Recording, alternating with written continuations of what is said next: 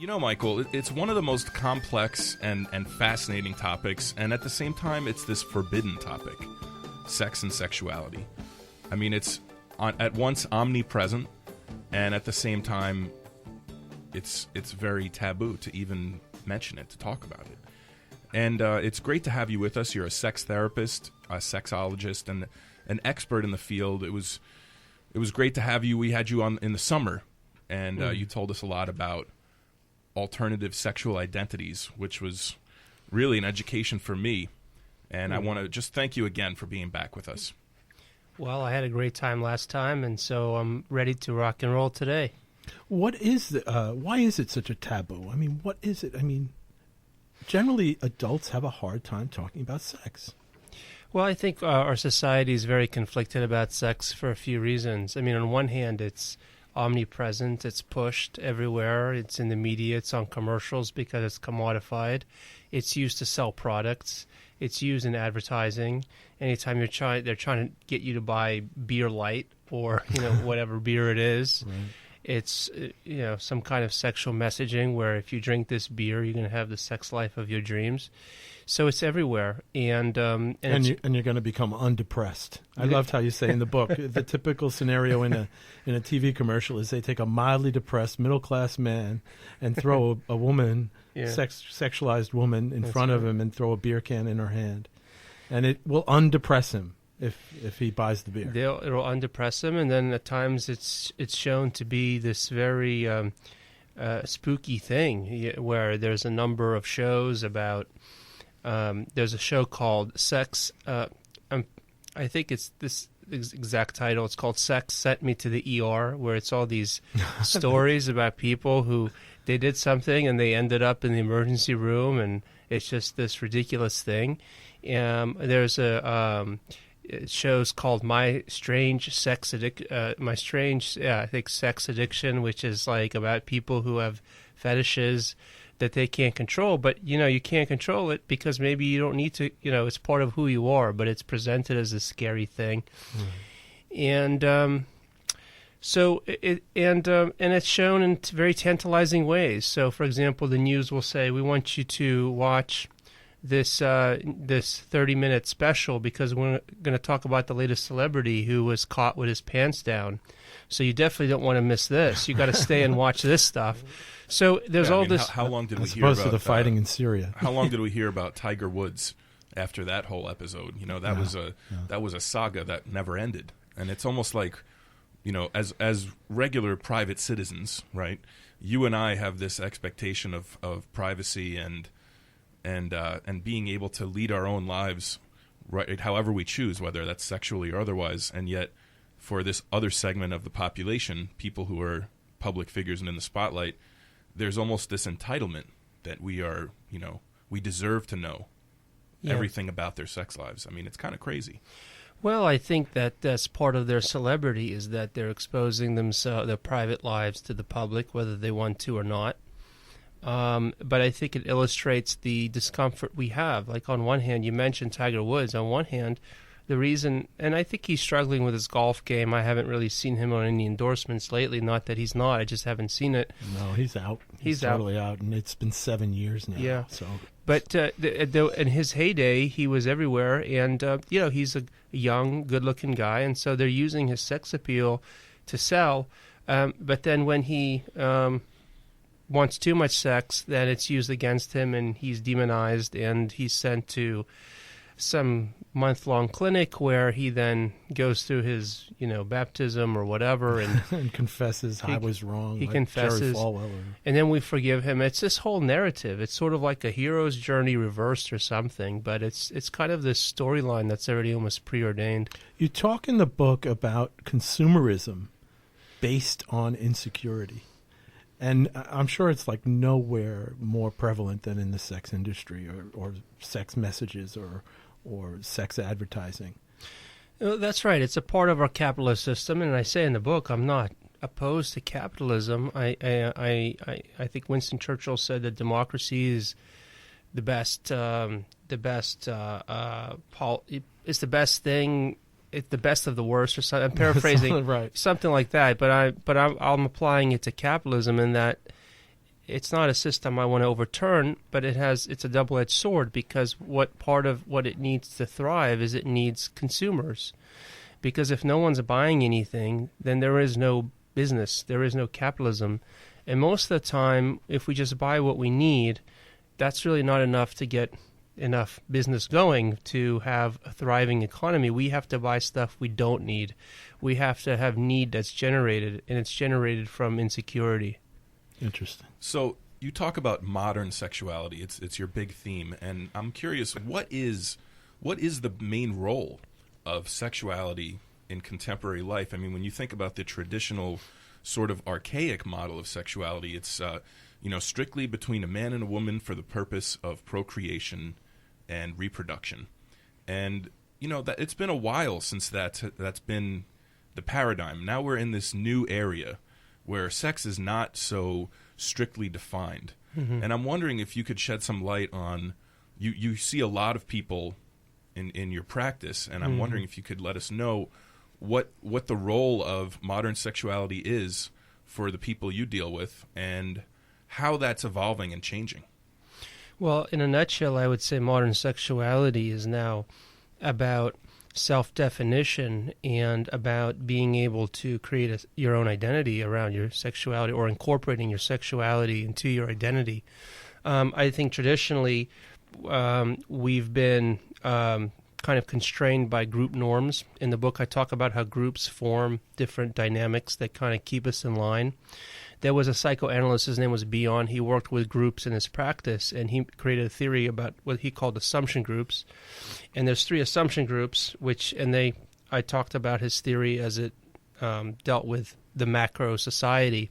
And the first is called dependency. So basically what he noticed is that any group, when it's forming, it's looking for a leader. It's looking for an authority figure. We could talk about that in modern-day politics, why certain people have been elected or not, but definitely when people are in chaos or confused and they're looking to coalesce as a group, they're looking for a strong leader. Second of all, there's fight or flight. So what they want to do is they want to create insiders and outsiders. They define, one sociologist said that groups in society wouldn't exist if they couldn't define deviance. So deviance is sort of the boundary of what's appropriate in society. It's the definition between the in-group and the out-group. Lets everyone know where the edge is. That's right. It creates a boundary and an edge. If you don't know what's deviant, then you don't know who's in your group. So it creates tremendous bonding to have an enemy that you can look at and say, we're different than they are. It's almost like creating a tribe. That's correct. It's tribalism. And then there's pairing, which is basically the group needs to survive, so it has to procreate. And these were, I thought this was a very powerful theory, and I applied it to sociology, and I think it explained, society is one big group. And I think these smaller group dynamics play out in society.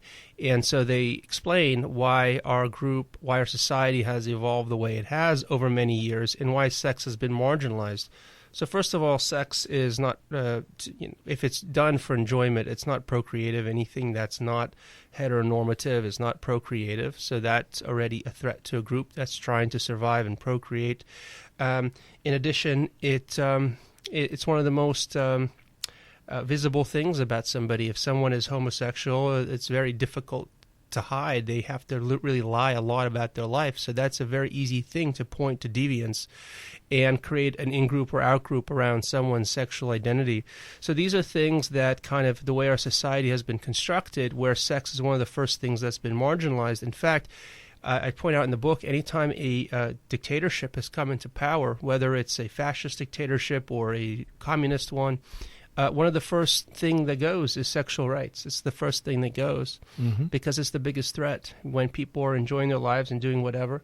So modern sexuality is sort of the breakdown of all that, where we now have more of an individual choice to define who we are without those group constraints. You're listening to The Positive Mind here on WBAI. We're speaking with Michael Aaron, the author of Modern Sexuality, Uncovering the Truth About Sex and Relationships.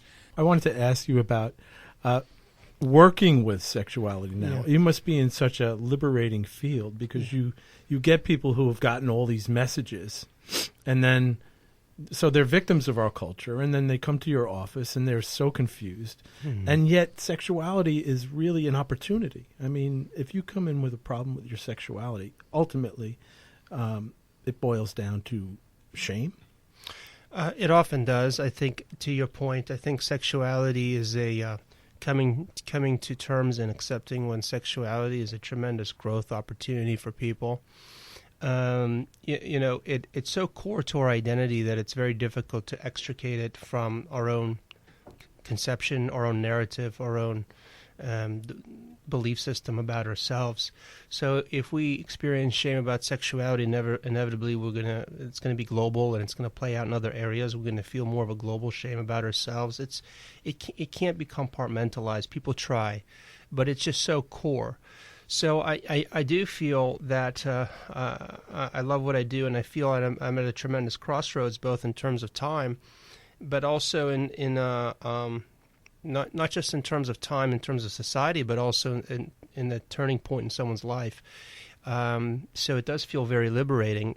To your point, also, not only am I a therapist, but I also take pride in having somewhat of an activist role. That's played out, and there was a statement that... You have a great little excerpt here in the book. I'm going to let you read it for everybody. It gives a sense of who you are and what you've accomplished. So there were two statements created by ASECT recently. One was last year. Tell them who ASECT is. ASECT is the American Association of Sex Educators, Counselors, and Therapists, and I'm a certified sex therapist.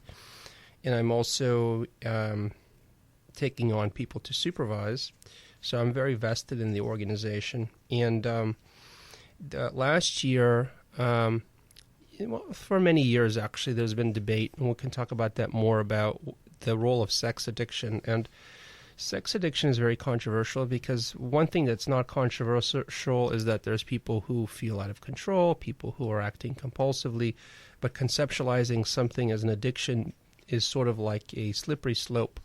Because, then you're treating sex like it's a drug addiction, alcohol addiction. So sex is some nefarious thing that you really have to be careful about, and that's often where that slippery slope goes. So there's been a lot of controversy about it. And I was engaged in some discussion online, and I wrote to an individual who's a sex addiction proponent, and I said to her, would you be willing to support a position statement by ASECT that included the language that all erotic minorities and non-normative sexual practices are not a symptom of sex addiction? I'm also referring to people who are dystonic and shamed up about their sexuality. So, for example, a man who comes to a sex addiction therapist and tells a therapist he feels disturbed by his desires to be spanked. That man would be told that he is not a sex addict and would be referred out to a sex therapist. Would you support that? What about someone who struggles with monogamy? Perhaps monogamy is not part of his sexual configuration. Would you support some language about this in the statement? For example, if this man has cheated on his spouse and struggles to be monogamous, he would be treated for his infidelity, but his desire for multiple partners would not be diagnosed as a sex addiction. Would you also support that? If we can come to a common agreement on this and then all work together to have ASEC pass a statement, I think a lot of the debate on this list would wane.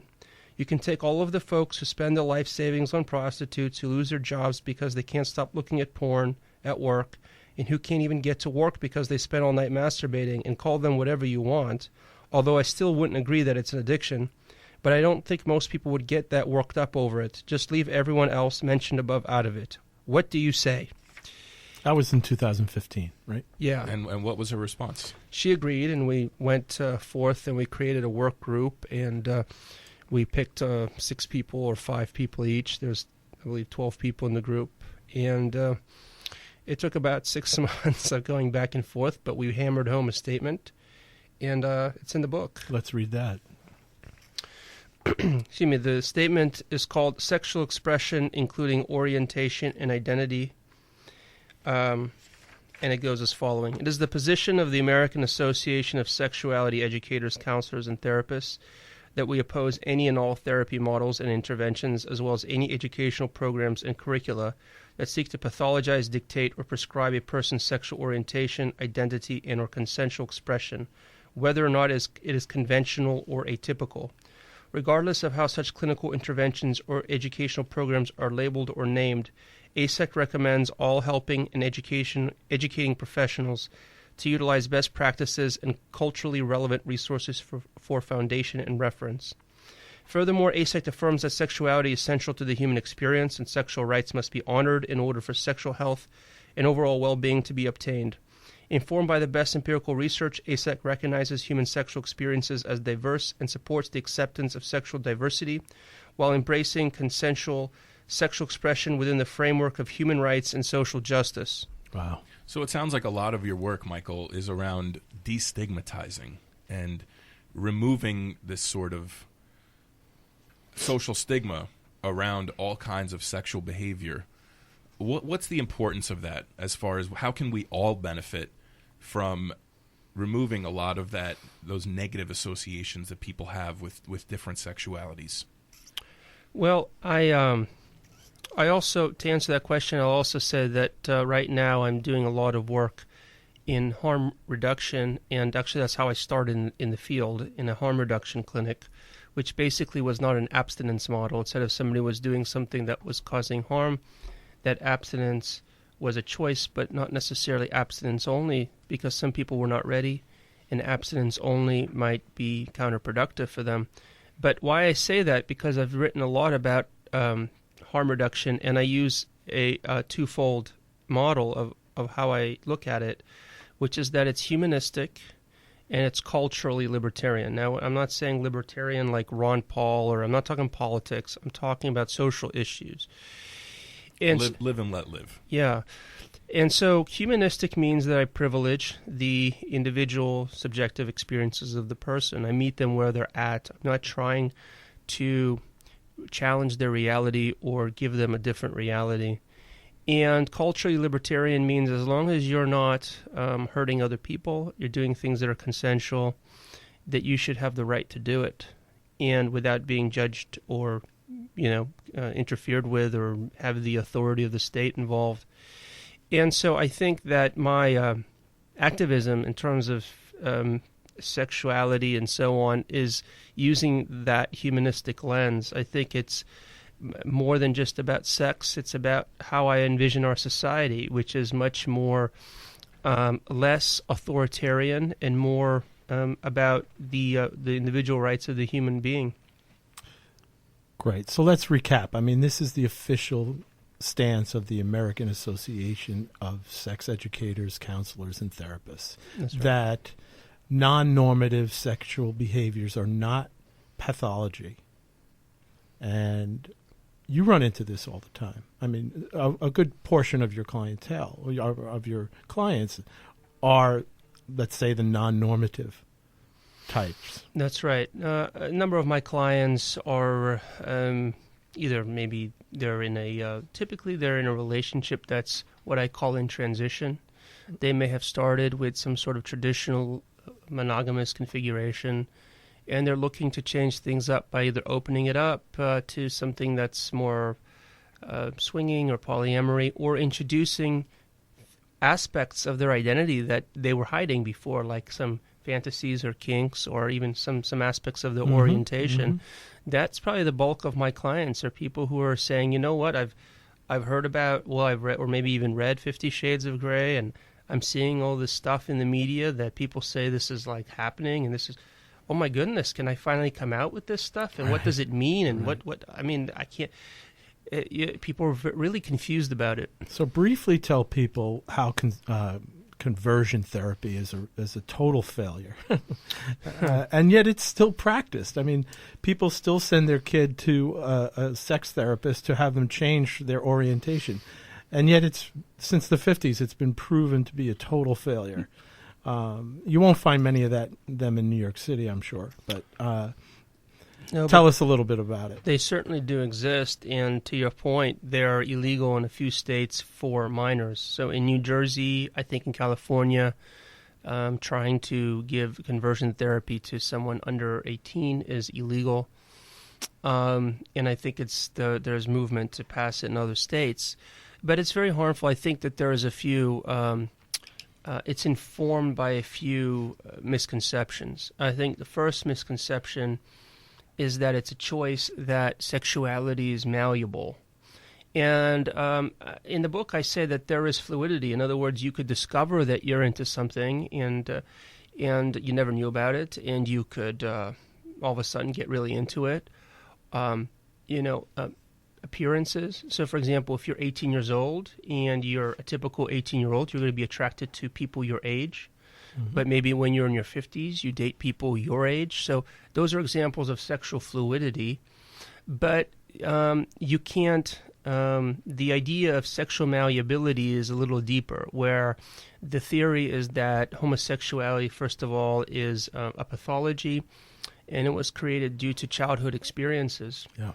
And that idea is also conveyed about other things. There's a big belief system in many circles that someone who's into some sort of kinky stuff has had childhood trauma or some very adverse situations happen to them growing up. It's fascinating. You mentioned foot fetishes. Yeah. And over 50% of it can find no trace of a memory or anything related to why they're a foot fetishist. Yeah, and the other 50% can point to a time that they first remembered it, but that doesn't prove causation. It could just be the first time they realized it. Yeah, so I want you to give us some statistics and tell people about homosexuality, because the book has a lot of research in it, and it really debunks the myth that sexuality, the choice of homosexuality happens in childhood or something because of a traumatic experience or a neglectful father or a weak father or something like that. Yeah, well, we have a ton of research. We have PET scans and fMRIs and stuff that have taken a look at brains. And a number of studies have found that homosexual men, for example, their brain isn't like women's, but there's some features of it that are a little bit more similar or a little bit more in between men's and women's than just a strictly a heterosexual brain. And the same thing for gay women, lesbian women, is there's slight differences in certain structures. For example, I think the amygdala is one of them. It's not like the entire brain is different, but they can see in certain structures that there is some, again, in the aggregate, some changes, some differences. And there's a lot of other studies where they found that, a lot of this is linked to fetal testosterone, they believe. And that also explains gender differences. So what about left-handedness? That's another big aspect of it. There was a study that found that gay men are more likely to be left-handed. There's also this thing where there's the digit ratio, which is the difference in length between your index finger and your ring finger. So if you take a look, men... Mine's very big. Right, so... Mine's very long. The ring finger in men is typically much longer than the index finger. Right. But for women, it's about the same size. And that's linked to fetal testosterone levels, they believe. And there's different studies that found that gay men's digit ratio is more similar. It's not exactly like women's, but it's more similar in terms of ratio as women's. There's a lot of studies that have, I think the most compelling to me is the brain research, but there's a lot of studies that just show that there is a genetic component. I think the most powerful one is in this very new field of called epigenetics, which basically talks about what was really, it's a real change in how we view things, because it's very it involves genetic predisposition with environmental factors. So what research shows is that a lot of the way that our genes are expressed is sort of like, imagine a switch. It's turned on or it's turned off. And so a good example of this is when we take a look at identical twins. It depends on the study, there's about a 40% concordance rate, where if one identical twin is gay, the other will also be gay. In terms of the community sample size, it's about 3 to 5%, depending on the study. So it's a small percentage in a community sample of men who are gay. But if you look at identical twins, it's 40%, but it's not 100%. If it was purely genetic, they have the same genes, it would be 100%. Right. It's unbelievable how much research is packed into this book. I want to thank you again for being here. How do you keep your sex life red hot? Yeah, Everybody that's wants a question to know. People want to know. How So do you this keep is things in the book interesting? also. This is in the book. The opportunity that your sex your anxiety about sexuality and your sex life presents to you is that you can challenge it with a therapist like Michael and really learn the language of what it is you need and want to change your fears into a dialogue with a partner that, you know, you can start small and start. Why don't you talk about that a little bit? How do you help people talk about sex? Well, I think that people in a relationship who are stuck with their sexuality, actually, they can use sex as a vehicle to really make positive change within the larger framework of their relationship. So it's not just that, well, if you fix the sex, then you'll have better sex, but there's so many other relational benefits that come with it. So I've been trained as a couples therapist as well, and I think those things are inextricably linked. And so for example, if I'm working with people who are, we would call it discordant desire, which means that either they have different sex drives in terms of frequency, or they want different types of sex, and they feel stuck. Oftentimes what starts to happen is they're very frustrated at each other, they're communicating very poorly, and they're not working as allies. In fact, it's sort of like sleeping with the enemy, but sleeping meaning sleeping. They're not having sex, so it's just laying in the same bed with the enemy, and they're so antagonistic towards one another. So sexuality can actually be something that can bring them to a more collaborative place. People who haven't been having sex in a while, first of all, need to prioritize sex. So oftentimes what people do is they think, well, we haven't... And by the way, let me just add that about 15% of couples in a study, 15% of couples were found to be sexless, which means they haven't had any sex in at least 6 months. 15? Yeah, 15%. About one. I'm surprised. I thought it was more. 1 in 7, I think. Yeah. Uh-huh. But that's never in 6 months. Yeah. Maybe you have someone who's had it once in 6 months, and they're no longer sexless.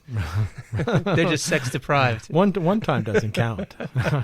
Well, according to the study, I guess it did. Oh, okay. So first of all, they have to plan it in, right? Yeah. So expecting something to happen spontaneously that doesn't happen isn't going to... So this is a good point, though. Somebody might say, hey, I'm an 8 in priority-wise, and my wife is a 3. I mean, so... You know, this is important to get out on the table pretty quickly. You make a really good point. And you know what the research shows, actually, that one of the most common reasons that people stop having sex is because the sex was bad. And so often people have this misconception. You know what? Okay, so we were dating. Let's say it's a heterosexual couple. They were dating. They got married. They bought a house. You know, let's just take a typical, white picket fence story. They got a house. They got a dog. They got 2 kids, and so they're thinking to themselves, you know, we really should have sex because we should not go without having sex. And so what happens is they come home from work. The kids are draining. All this. They're exhausted. It's 10:30 at night, and they decide to have a quickie. And the quickie doesn't feel any good. It doesn't satisfy anybody. No. It's like whatever. And before you know it, they do too much of that, and they say, you know what? Sex isn't really good. Right. I don't want to have sex. Good memories of it. I don't want to have sex. It doesn't feel good. Yeah. I'd rather go to sleep. I'd rather go to sleep. It feels like a chore. I don't get off. It doesn't feel connective. It feels like an obligation. This sucks. Right. Yeah, and the healing step is to just talk about it. You know, I mean, what is it that people go to this place in their mind, their brain, that I cannot say to my partner, babe, hon, whatever, you know, we're just not doing it right. And we could make this really therapeutic experience. Well, I think, you know, there was one of my colleagues, she's up in the University of Ottawa, she's a psychologist. She does research on couples who have peak sexual experiences. Yeah. And she interviewed them to see, you know, what are they doing right? And it had nothing to do with quantity. You know, in quantity for them, they could say we have sex once a week, but it's like an entire Saturday afternoon for like 4 or 5 hours. Wow, right. It doesn't, they define it differently. But what was peak about it was that they just felt really authentic. They felt really vulnerable. They feel they could be vulnerable with each other. Mm-hmm. They feel like they were seen by the other person. They could take risks with the other person. And so these were the things that allowed people to feel that they had great sex. It wasn't, I think people get stuck in some kind of outcome-oriented approach where I got to put A into B and I got to rub it a bit and then something will squirt. And it's all this pressure and it's all about an outcome. And it misses all of these factors that are really interpersonal at the core that allow people to say, wow, that was a great experience that I had with another human being. Do you know the phrase topping from below? Yeah, sure. Yeah. So to me, reading your book, this is a great opportunity for somebody who's in a rigid role in their life to spend time surrendering the role. And topping from below is about being in control, but not being on top, being on the bottom. Right, receiving, but and also you can tell what works, what doesn't work. You're in control, and you're telling what it is you need and what you want. Well, I talk a lot about in one of the chapters the idea of surrender, where good sex requires surrender, and most of our lives are about being hyper controlled. We put on a game face. One of the most famous sociologists, his name escapes me at the moment, he wrote about the social the social face that we carry. That was the entire main crux of his scholarly work. Yeah.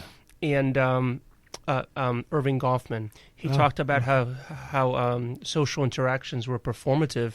So if we're going through life in a performative way, we're wearing a mask, we're very self-conscious. We have to fill certain roles, duties, obligations.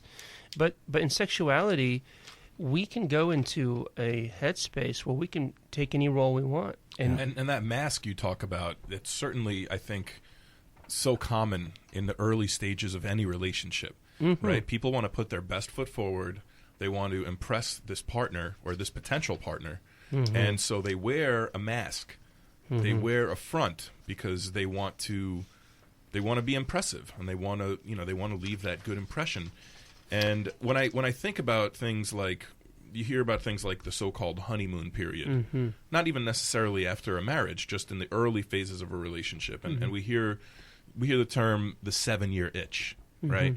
And I wonder how much of novelty is just people wearing these masks. How much of novelty in relationships and sexuality is really about the newness, or is about the illusion that we give others and that others may be giving us?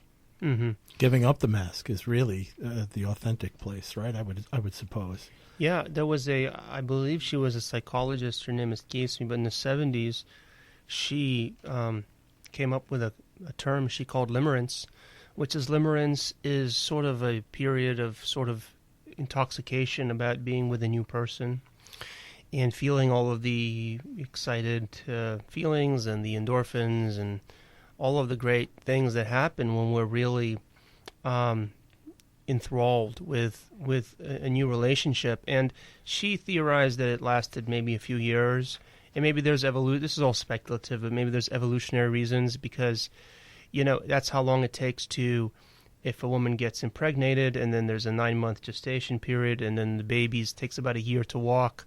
So maybe the 2 years has something to do with that on an evolutionary, and this is all speculative. Sure. But it is true. I mean, this does happen. This is a pattern that whether it's 2 years, 4 years, 6 years, it does happen.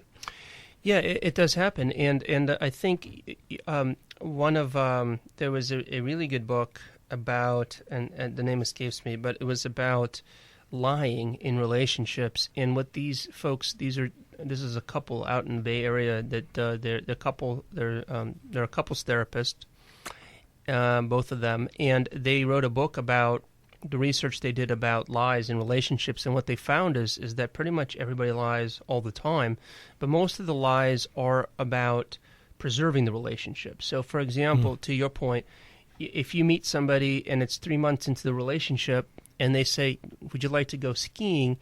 You might hate the snow and you might hate the cold weather, but you'll say, I would love to go skiing because you want to have a good time and you want to... It's a reason to spend time together. And it's a reason to spend time together. Right. So this is most of the kind of lying that goes on in a relationship in the beginning to preserve the relationship, to keep the momentum going. And it's also this sort of mask that falls away, because if you're 10 years into the relationship and you hate skiing, you're not pretending anymore. Yes, that's but right. then the resentment sets in. It's like, well, I thought we were going skiing. No, I hate skiing. Well, you love skiing. I always hated skiing. Anyway, that famous line in the Jerry Maguire where he says, "I think I was trying to sleep with you at the time." Yeah. And she said, "Well, it worked." Yeah. Modern Sexuality, the Truth About Sex and Relationships. It is a treasure trove of information. It's not just research. It's not just numbers and dry stuff. I mean, you may hear that, but there's so many anecdotes and so many fascinating stories and relatable real-life stories. Well, here's one piece. Back in the 80s, people were interviewed, and only 20% of the people said that they felt alone in their relationships. Nowadays, Michael, say the number. It's like it's 40%, so it doubled. It doubled in 30 years. So we have 40% of people Michael, feel alone in their relationship, and now we have all of these ways of communicating. Mm-hmm. The technological advances. The constant access to talking to somebody else instead of your partner. If things are tough, things are difficult. Oh, I have my phone to answer. Oh, I have my computer to go to, the internet, or whatever. So people are avoiding each other. Couples are avoiding each other. People whose sex lives are difficult or not what they want them to be, they're avoiding the conversation. And that's here in this book. A $60 contribution will get you this book. This is just one little piece of it, of information in the book. There's tremendous amount of information in this book. All the brain research that Michael talked about. Why is it women are not fetishists? Okay, so I'm going to differentiate some definitions here. So there's been a few studies in terms of trying to understand how many men and women are into kinky stuff like BDSM. How many identify that they practice some BDSM behavior? And the latest study that I saw, which studied about 1,500 Australians, found that it was about a 12 to 9 male to female ratio. So about 12 men for every 9 women, so 4 to 3. That's not bad. So 56 to 44%. So it's relatively even. But I'm differentiating BDSM, which is relational. So, for example, you're tying somebody up. You're not tying up a wall. You're not spanking a wall. A BDSM is all a relational thing that you do with somebody else. So why don't you tell everybody what B means, D means, S means? So it's made up of 3 ideas. So B and D is bondage and discipline, which involves bondage is tying people up and telling them. And so plenty of opportunity for surrender in this kind of exercise. Absolutely. If you really want to learn to let go, and you say in the book, letting go is a sign of mental health. Mm-hmm. And it's a good way to activate, to really get to a mental health faster. That's what I love about, sex therapy and couples therapy is you really get an opportunity to move faster, to get, a higher quality mental health faster by toying with ideas of exposing myself to another person, my partner. Well, to your point, I agree with you. And one of my colleagues called it the crucible. So it's a sex or relationship crucible because it forces you to make changes. So when you see somebody as an individual, you hear only their narrative. They have a relationship with you where maybe they want to appear to be a certain way, and they may, there's all these things. But when you're seeing a couple, you see both of their narratives and the dysfunctional or counterproductive things that they do play out in real time. Right. And if they're going to rescue the relationship or see results, it forces them to make changes. Sometimes the kinds of changes that take much longer in individual treatment. So it really is a crucible. But to your point about fetishes, the way I define them, and this is the classic kind of medical definition, is it's an attraction or arousal to a non-living object. So, right. So somebody has a fetish for shoes, shoe fetish. Right. Women could say, well, I have a shoe fetish because they like shopping for shoes, but that they don't typically mean that they're really aroused by the shoe. Yeah, exactly. Right? But men are. There's a number of men who are. Yeah, sure. And so when you're talking about an arousal pattern to objects, we're not talking about relational interactions. We're just talking about those objects. It's mainly men. And the research is very interesting. I took a look at some of the studies done by someone named Simon Baron-Cohen, who is the cousin of Borat, who's Sacha Baron Cohen. That's right, you mentioned him. Yeah. So that's a very talented family. One is a comedian, the other does... And often uses sex themes in his comedy. Yeah, they're all... Well, look, they're using their minds in very productive ways. And so... but Simon Baron-Cohen specifically is interested in studying autism. And what he found is that autism is more prevalent among men, among boys, or among males. Mm-hmm.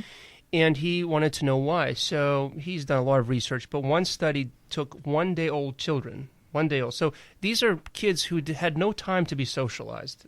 What can you really learn in one day? And these are boys and girls, and he showed them an object, I don't know if it was shiny, but an object that was sort of dangled, and there was also a person smiling at them. And generally, the boys were looking at the object, and the girls were looking at the face. Interesting. And he concluded, so for example, at the extreme version of autism, people really struggle with their social skills. High-functioning autism, it's no longer called this, but used to be called Asperger's. Right. So they're doing better in life, but they still have social issues, and things are kind of rigid and concrete for them and so on. And so even though boys who are not autistic, they are more object-oriented than and girls. Men in general are anyway. I mean, men in their cars, I mean, if you look at careers, for example, every single country... It's been done by a very prominent researcher in UCLA, Dr. Richard Lippa. He took a look at all these countries, and he found that men typically go into these kinds of fields that require tools and gadgets and computers and technical stuff. And theories. And women are more socially oriented in their work. They'll go into psychology, and they'll go into education and nursing. And... it's not a politically correct view, but I'm just talking about the science. I have no agenda. What he found is that countries that are the most equal in terms of gender, and there is an index for this, like there's GDP and stuff. There's some sort of gender equity index that I don't know how it's calculated, but the most equal countries are in Scandinavia, and they're also the most polarized in terms of the men going into these gadget object fields, while women going into the fields with people, because they have freedom of choice. I just want to interrupt. This is a great explanation of why women are not fetishists. You see where this conversation went? I mean, this is here in this book, ladies and gentlemen. We've talked a lot about research and studies that you've compiled and used to illustrate a lot of your points on modern sexual behaviors and identities.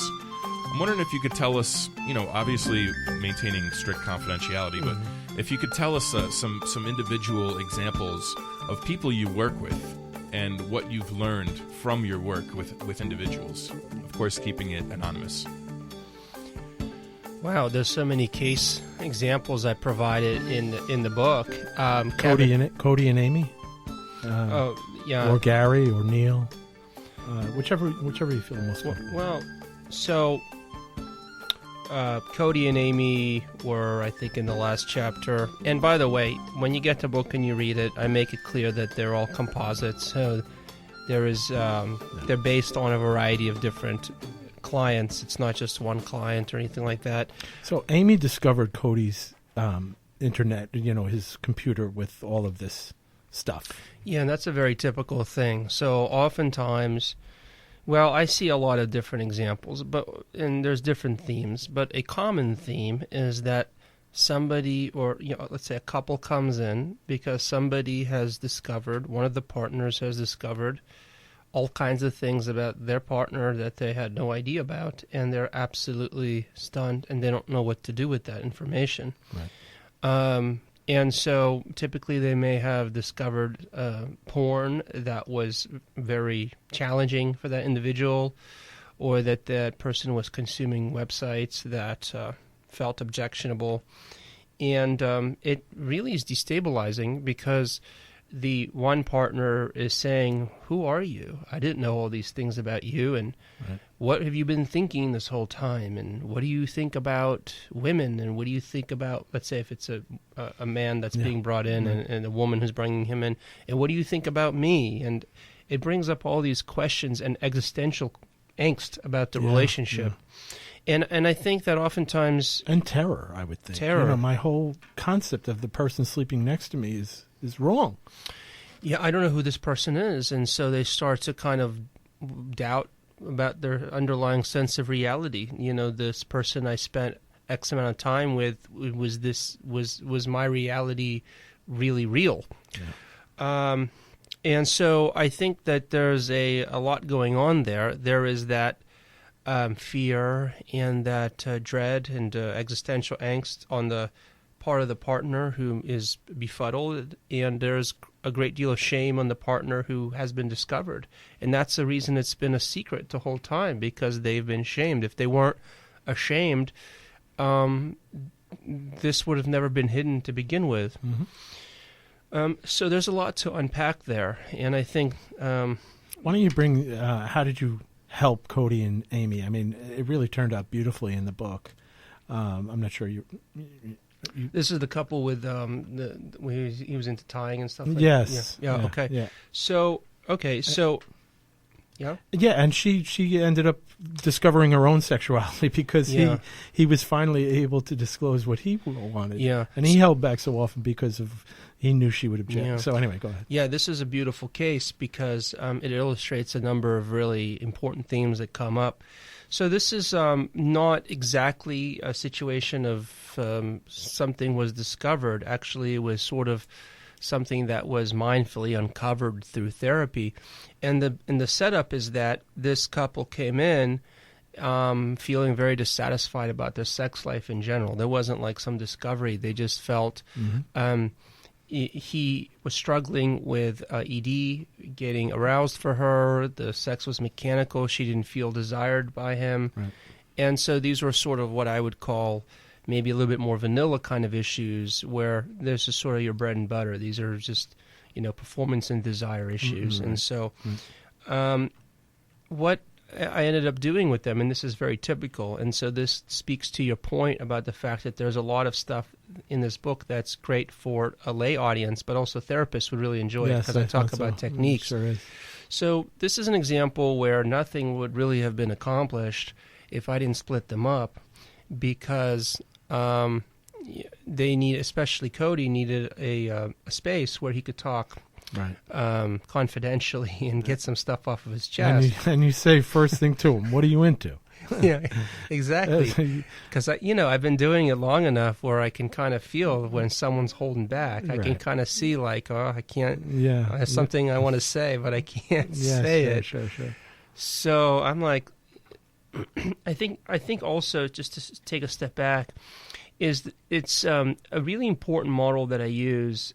I don't think that I really spoke much about it in the book, but it's called the dual control model of sexual behavior, and I think it's very important because it sort of speaks to an organizing principle of what motivates us to do what we do. And so basically just imagine a magnet which has a negative pole and a positive pole, right? Mm-hmm. So very simply, the negative pole is fear, pain, things we're looking to avoid. Oh, you mentioned it, yeah. Okay. Yeah, I do, right? Mm-hmm.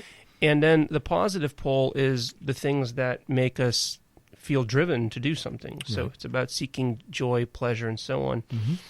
And so there's actually a test developed, I think, by the Kinsey Institute, where you can take an online test and see where you're at, where the negative pole would be called sexual inhibition, so SI, and the positive would be sexual excitation, SE. Mm-hmm. And then sexual inhibition is divided into two sections, SI1 and SI2. And one is about anxiety or inhibitions about performance, and the other is about consequences. So if you're afraid of being discovered or of a pregnancy, that would be SI2. Mm-hmm. If you're afraid that it'd be embarrassing that you couldn't get hard, that's SI1. And so there's like a whole scale that you could take a look at. It's quite interesting because you see people with high SI and high SE, and it really helps you to understand like what's going on. So some people who undifferentiated couples would be both SI, I would think. I mean, I'm making a leap here because you do talk about undifferentiated That's couples. Right. We'll talk about differentiation in a bit, which is so crucial. We should. But anyway, that's just a conclusion I'm drawing. Yeah, so when I'm hearing somebody talking about things that feel vague to me, so they're saying, well, I don't know, I can't, I feel like I can't get into it, my mind's going somewhere else, and I'm just tired all the time. Like, it just feels vague. It feels like a cop-out. Right. I want to help the person, or at least inquire about making contact with that positive pole. What drives you to have sex? Because if there's nothing that drives you, we're going to have a difficult time here. This is the positive mind we're talking about. This is the opposite pole of the negative. Often clients come to a center and talk about their anxiety and depression, and we want to drive them to the positive. Mm-hmm. Yes, we know there's the negative, but we're not going to get anywhere if we're just talking about the anxiety and depression all the time, or the addiction. Let's go to the positive pole. I love this theory. Well, this is what I say all the time. There's a lot of techniques you can use to minimize your fear, to minimize or reduce your anxiety, but all of those things are all in the negative axis. Right. If you still haven't made contact with anything positive, so it's going to maybe help you to reduce symptoms, but it's not really going to get you out of into really transforming yourself, because you still don't have anything that drives you. And I love it as a magnet, because no matter how hard you're trying, if you're not going to the opposite pole, you're going to keep being drawn back anyway. Exactly. So exactly. I love this explanation. So I need to know, what are you into? And I know he's not going to, just based on experience and intuition, he's not comfortable saying it in front of her. So privately, I asked him point blank.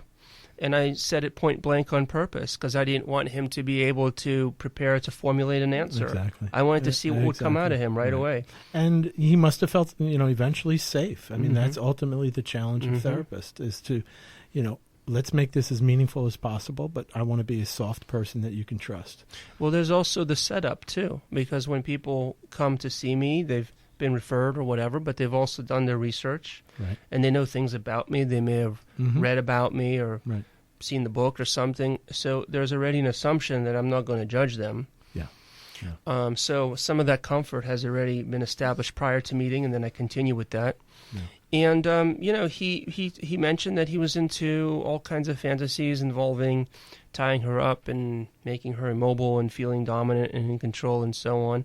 And I think at that point, I could feel like this release of air, and sort of like the monkey was off of him. Right. Maybe I'm the first person he's ever told. And the challenge was sort of then conveying that to her. But, in this particular case, and I made it very clear, this was a case that is a very kind of 101. This is a simple, there's much more complex where it doesn't really go so easy. In this particular case, she was open. She was like, I want you to want me. And if this is going to make you feel hot, I'm down, because I want to be a part of that. Yeah. And, a lot of times people are surprised. They've been holding on. They're carrying the shame, and they're projecting. They think that someone else is going to shame them. And they're surprised that their partner is like, well, you know what? I knew something all along. Or, I find that to be pretty hot. Right. Right. I wonder if that's a technique. What do you suspect your partner is ashamed of, and that you already know? Well, what I do quite a bit is I might not phrase it that way. If both people in the room, I'm not going to say that because it makes people embarrassed. But what I will say is, what do you think your partner is thinking, or how would you say your partner would describe you? I have them try to put themselves in the shoes of their partner and kind of imagine what the narrative is. Yeah. Perfect. I can't imagine how much work went into putting this together, Michael. How long were you working on it? I think the whole process took about 3 years. I'm laughing because Congratulations. Thank you. It's a real success, real achievement. Yeah, I appreciate that. I'm laughing because I guess I'm a sucker for pain in this sense, because I've already sent in proposal to my agent for a second project. So I guess the next 3 years are starting. Oh gosh. It took me, the production of a book by a publisher takes about 9 months. It took me about a year and 3 months to write it, and then a lifetime to learn it. A lifetime to learn it. So this is everything, up till a certain point in time recently that I gave you, the audience, everything I know. And what was it that prompted you in the first place to devote your studies and your life's work to this research? Well, my experience initially in terms of what I was most fascinated in, what I wanted to do was I wanted to be a writer, and specifically I was writing screenplays and so on. This is when I was early 20s, and it's a tough nut to crack. It's difficult to break in, but the stuff I was writing about was about relationships and sexuality. I was very interested in what motivates people and how they relate to each other. Those were what my stories were about, and I decided, man, I really need to make a career out of this interest because this writing isn't getting me far. So I trained to be a therapist, and I went through that whole process. And my first experience was working at a harm reduction clinic where I worked with people who were transgender, and they were street sex workers and intravenous drug users, people who were at risk for HIV and other diseases. And I would hand out condoms and clean needles. And what really struck me was that, as I said, most of the population I served were transgender, and these are people who are very marginalized due to their sexuality. And it was very obvious in the sense that physically they may have looked different than someone who was, born, maintain the gender that they were born with or whatever. But, hearing their stories and where they came from, a lot of them were kicked out of their house because they were different, because of who they were. They had no education, so they were forced to do sex work. It was really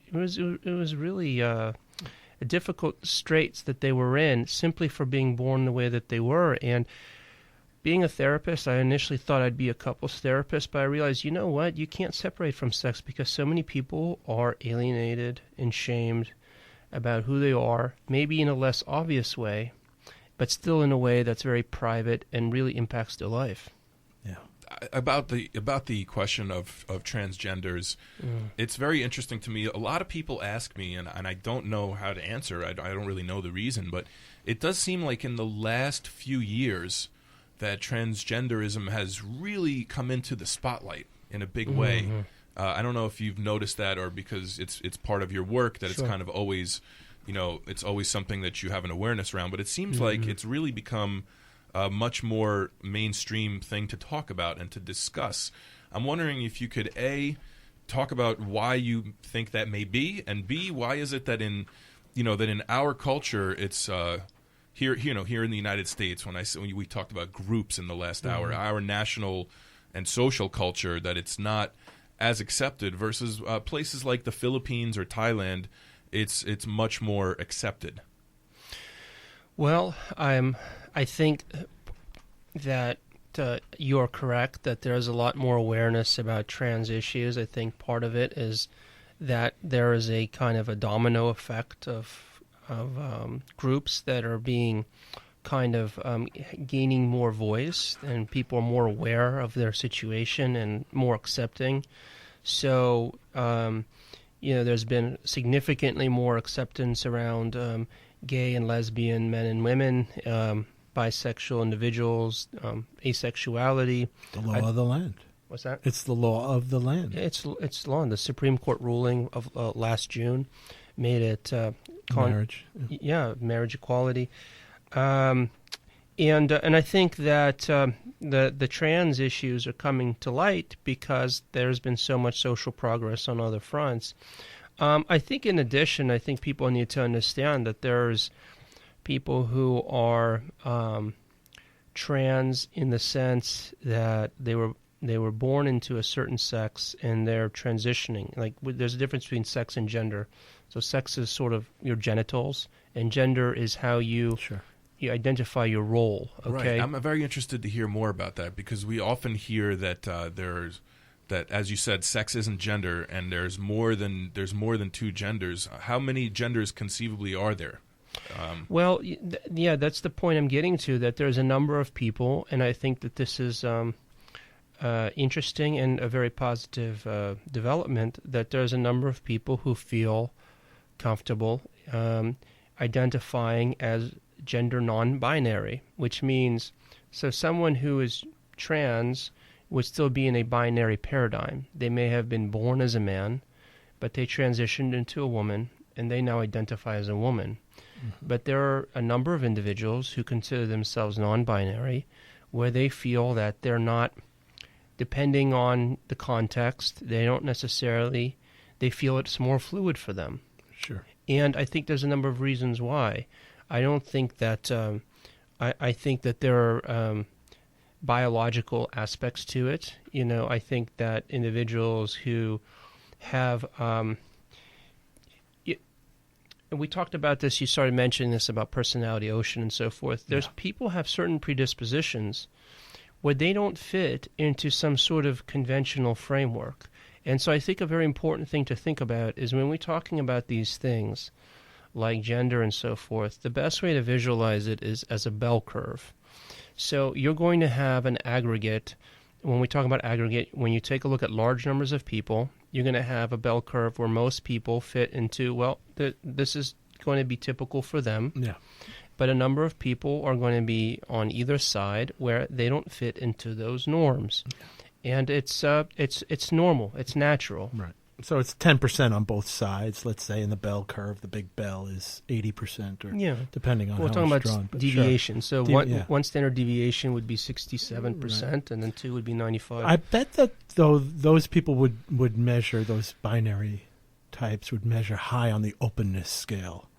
Would you say? Because we were talking about Ocean, and for those of you out there who don't know what this means, this is a psychotherapeutic formulation of personality: mm-hmm. openness, conscientiousness, extroversion, agreeableness, and neuroticism. Mm-hmm. And openness. Can we just say those again a little slower? Sure. Openness. So Ocean. These are 5 qualities that therapists use to assess a person's personality across a spectrum, and one would be openness versus closed quality, and conscientiousness versus, what would you call it, laxity? Or conscientiousness means, are you on time? Are you responsible? Right. Are you thoughtful? Dutiful? Yeah, stuff like that. Yeah. And then what is E? Extroversion versus introversion. Okay, that's an easy agreeableness versus difficult. Being difficult. Well, it's not just difficulty. I would describe it like agreeableness as somebody who works well in like a team. They're very empathic. They're able to get people feeling comfortable, while someone who's less agreeable would be much more individualistic. Yes, exactly. A 5 in the Enneagram. And then neuroticism. Neuroticism. The interesting thing about that is 2 points. First of all, there's been a lot of twin studies where they took identical twins, raised different families, and they found, and there's been meta-studies of these studies, and they found that Ocean is about 50% heritable. Yep. Okay. So, and what that simply means is not that as an individual, 50% of your personality is genetic. It just means that differences in personality are about 50% related to her genes. Yeah. And so. And if you look at your own family, everybody can check this out for themselves. I'm sure you can find 50% of something in common with your siblings. And that's right. So, when recent researchers have started to examine people who are into alternative sexuality communities, so excuse me, most of these studies are done recruiting people within communities because it's easier to recruit them, right? Because one person knows another. Yes. Sure. So there has been studies on people who are in BDSM communities and people who are in polyamorous communities, and they were studied on a number of things, including this Ocean model. Right. And both of them, the main differentiator was that their O, which is openness to new experiences, was off the charts. Right. Extremely high. Yeah. So, and conscientiousness was low. Conscientiousness, there's some mixed results. There was the BDSM people had high conscientiousness, particularly if they were dominant. Uh-huh. And there was mixed data where 2 different studies on polyamorous people, one showed high and the other showed lower. Okay. Mm-hmm. But I think it's very interesting to think about this because we talked about studies where people were asked at what age did you realize you were into whatever. Yeah. And over the years, the age has become younger. Yep. And more women have said they're into being spanked or whatever it is, okay? So the demographics change and the age is younger. And so my point is that probably there's just more general social acceptance where people become more aware of things at an earlier age. Right. And for some of them, if they discovered something at a very early age, and I make kind of 2 columns. There's people who do something because we don't have the knowledge of what gene or what, but there's something where they were hardwired, where even at 3 years old, without anything ever happening to them, this is what they were into, and they knew it at the age of 3. Sure. So it's sort of like an orientation for them. Right. Well, there are people who are more likely to engage in different things because the personality structure makes them more open to new experiences. So for them, the term that's used in my field at these conferences is serious leisure. So they may not experience it as an orientation, but as a serious leisure, meaning they buy all the gear, they go to all the events, they get involved in the social dynamics and the hierarchy and all that stuff. But it's more leisurely, but they're already wired to be really open to trying all these things. Tell people about, upping their openness. I mean, this is one thing that you can work on. I mean, you're not going to make a dramatic change, but you can work on this if you're trying to make a difference, try to make something different about yourself. You can up and change some of these qualities. So openness. Talk about openness briefly. So I think an important thing to understand is that openness is a character trait, but there's aspects about it that we can expand upon and that we can influence through our behavior. I think oftentimes what happens that, especially with sexuality, that people may start to, maybe they were not that open to begin with, or something traumatic or negative happened that made them more inhibited than before. But a lot of people have sexual hang-ups that make them feel less than open. And I think that if you take a look at studies about mental health, people who are more prone to anxiety and depression in general tend to be people who reinforce that through avoidance. Right. And so avoidance is one of the key traits that is correlated to poor mental health outcomes. Yeah. So this idea of openness, avoidance, all of it is something that people really should take a look at. Am I open to trying new things, or am I avoiding everything? Because if I am, it's keeping me stuck. And so one way of kind of understanding it is that if you are feeling avoidant, the avoidance reinforces the anxiety, and the only way out is to face it, which a lot of people might not want to do because it exposes them to some levels of anxiety to do so. Sure. Or just to say it. To say it may feel very anxious. I think it's a great opening question for therapy. What are you avoiding in your life? I think it's a great question, and you'll probably see someone take a deep breath because that makes them anxious. And without shame. I mean, to invite people. Look, exactly. I'm a person you can tell who you're avoiding. And we can spend 6 months talking about you. I'm not condemning this. This is, right. No judgment. This is something you grew up with. I mean, this is probably biologically based after a certain point, this fear that's entered your system. So, learning to talk about it is the first step, I'm sure, that can change your openness variable. Well, I think that sometimes talk is behavior. So, for example, talking about something openly is displaying open behavior. So, but, for a lot of people, that's the first step. Maybe talking to a therapist about something is the first time they felt comfortable confiding in something. Yeah. But in the book, I have a model. It's a diagram where there's 3 concentric circles, and I think this is a very important idea, because when we are just doing the things that we do all the time, these are things that are habitual for us. We never push ourselves to try new things. I envision it as that kind of core circle in the onion, and that's the comfort zone, right? Yeah. The comfort zone, if you stay in the comfort zone, you're never going to get anxious, but you're never going to grow. Things are going to be static. Now, if you look at the outer ring, which is way outside of the comfort zone, I call that the panic zone because you're so far outside of your comfort zone that you're flooded with anxiety.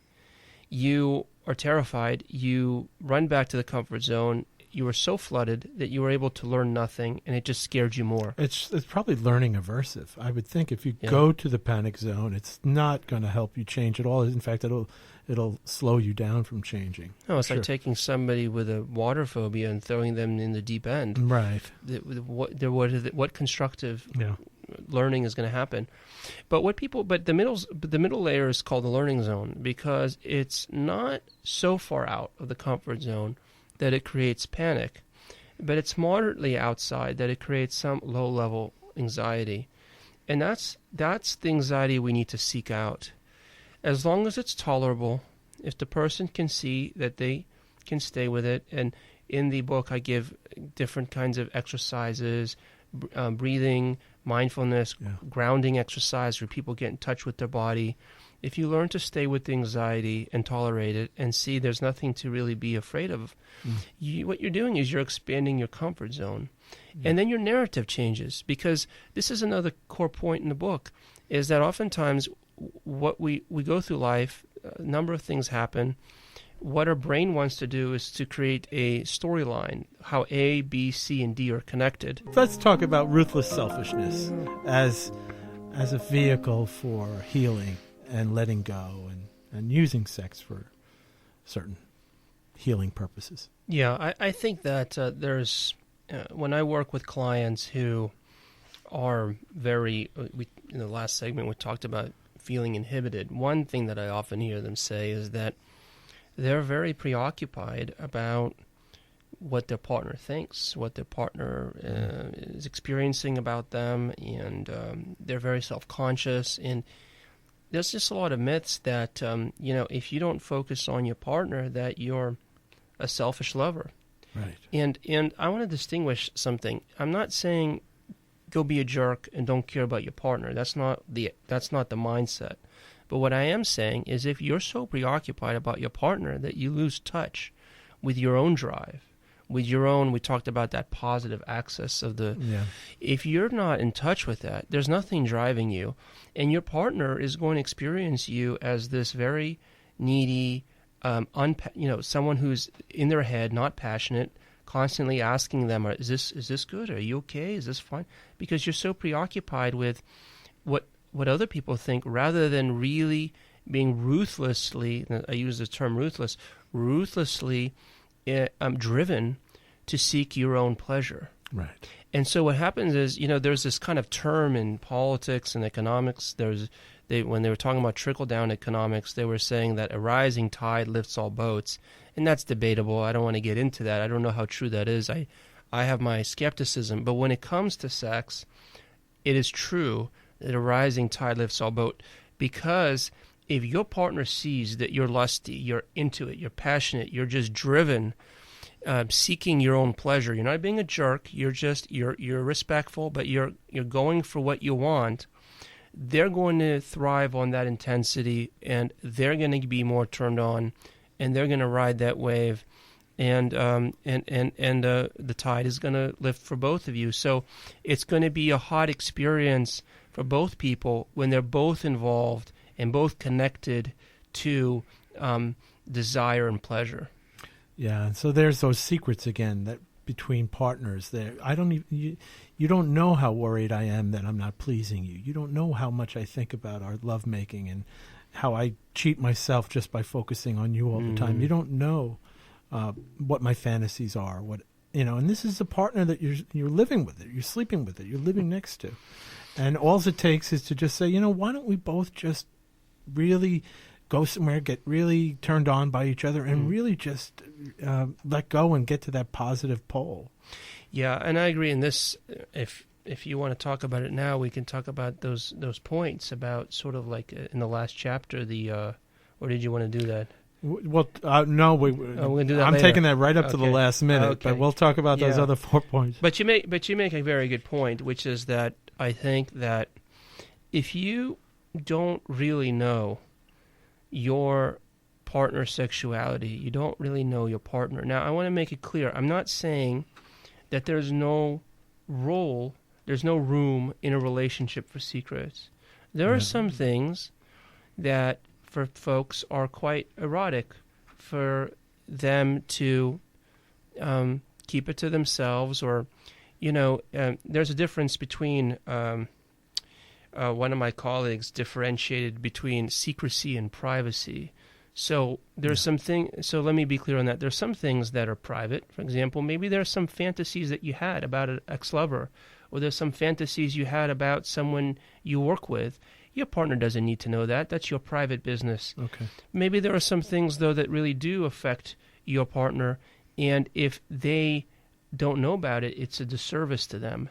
And that would be maybe a secret that... And a disservice to you, ultimately, because it's going to get in the way of any kind of chemistry. Yeah, and I think the nuance is to distinguish what's secret and what's private. We're all entitled. If someone had a dream about an ex-lover, they're entitled to their privacy. They don't have to go. Maybe one time they had sex with their partner and they were fantasizing about another partner. I mean, these are normal human things. You don't have to feel like you have to. But when we're talking about when you're really connecting with someone, if you're holding back in terms of really letting the other person see who you are in that moment and what you're bringing to the table, then you're, as you said, doing a disservice to yourself and to the other person and to the relationship. And usually when people come into my office, they're so disconnected. Either they don't know who they're married to or who they're in a relationship with, or, like I said, they're sleeping with the enemy. They're so, rather than friends who are like sharing their life, they're antagonistic. Right. Yeah. And so, okay, 2 more points. That's terrific.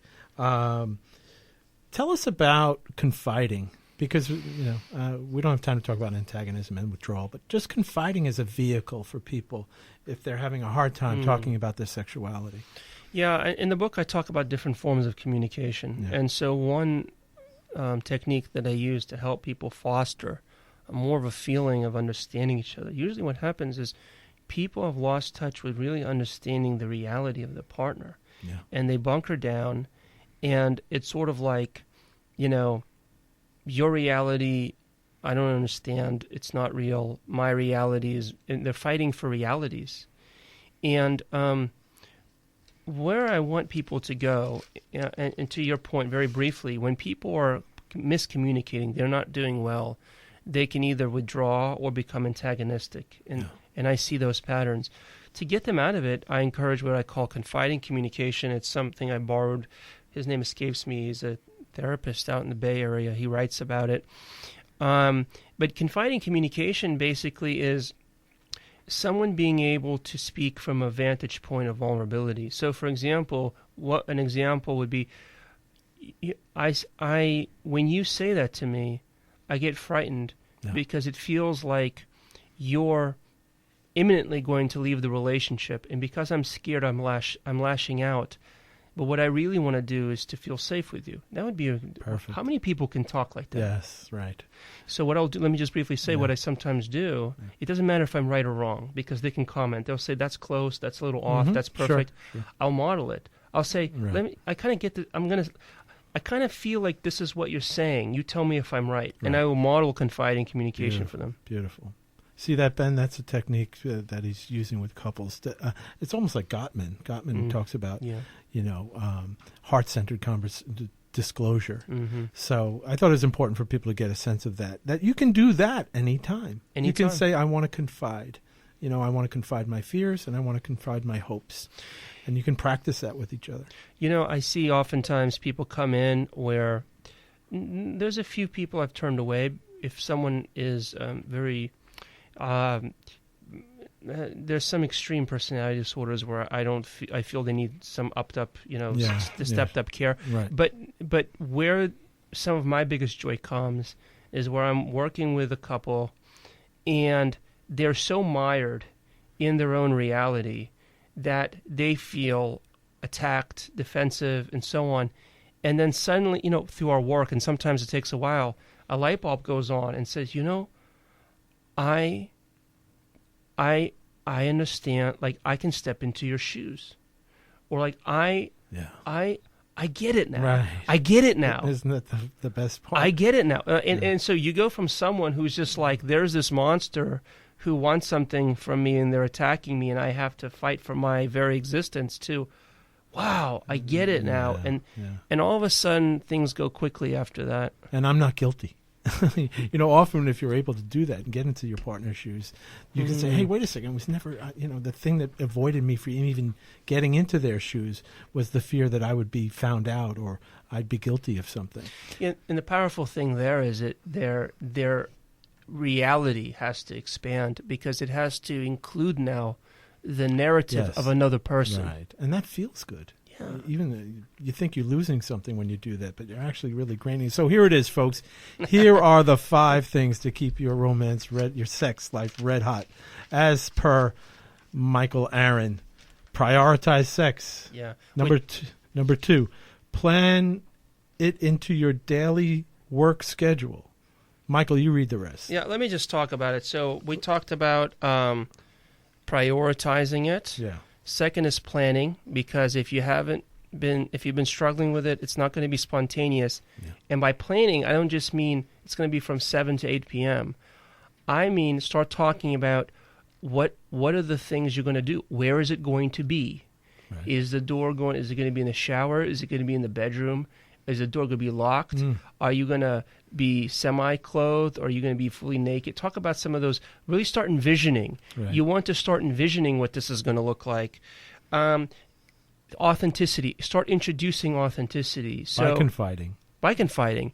So you want to start talking about, by authenticity, what do you want to achieve? What do you want to experience in this relationship?